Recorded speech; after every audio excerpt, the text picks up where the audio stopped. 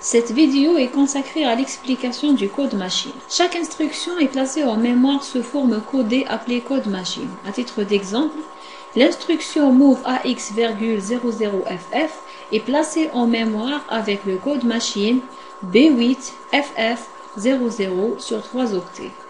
Vu que la taille d'une seule case mémoire est un octet, on aura besoin de 3 cases mémoire pour sauvegarder ce code machine. Ce code machine est placé en mémoire à partir de l'adresse logique 13B0,2.0100. La deuxième instruction move AX, entre deux crochets 00FF a A1FF00 comme code machine sur 3 octets également. Cette instruction a besoin de 3 cases mémoire à partir de l'adresse logique 13B0,2.0103. La dernière instruction move AX,BX a un code machine de 2 octets, 89D8.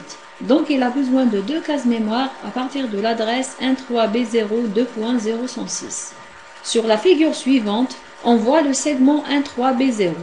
Les cellules ayant comme offset 100, 101 et 102 sauvegardent le code machine de la première instruction.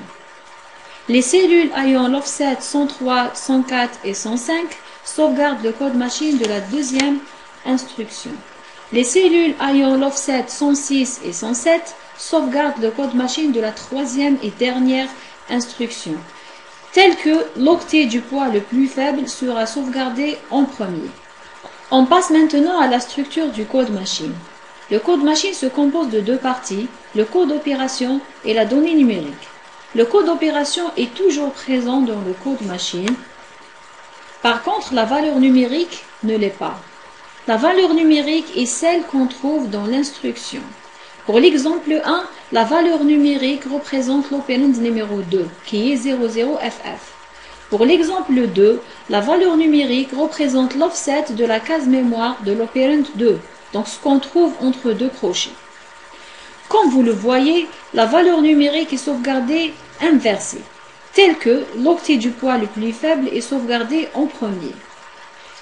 Regardez bien le premier exemple, l'instruction move AX,00FF a le code machine B8FF00, tel que B8 est le code d'opération et FF00 est la donnée numérique du code machine. En le comparant avec la valeur numérique de l'instruction, on voit bien qu'il a été inversé. On revient au code d'opération. Le tableau suivant donne le code opération de quelques instructions. Ces codes opérations sont donnés par le constructeur du microprocesseur, donc il ne faut pas les apprendre. Pour la première instruction qui est move AX, n'importe quelle valeur de 2 octets, on a comme code opération la valeur B8. Pour la deuxième instruction, move AX, entre 2 crochets n'importe quelle adresse sur 2 octets également, on a comme code machine A1. Donc pour écrire le code machine d'une instruction, il faut tout d'abord trouver son code opération donné par le constructeur, ensuite ajouter la valeur numérique de l'instruction, bien sûr elle doit être inversée.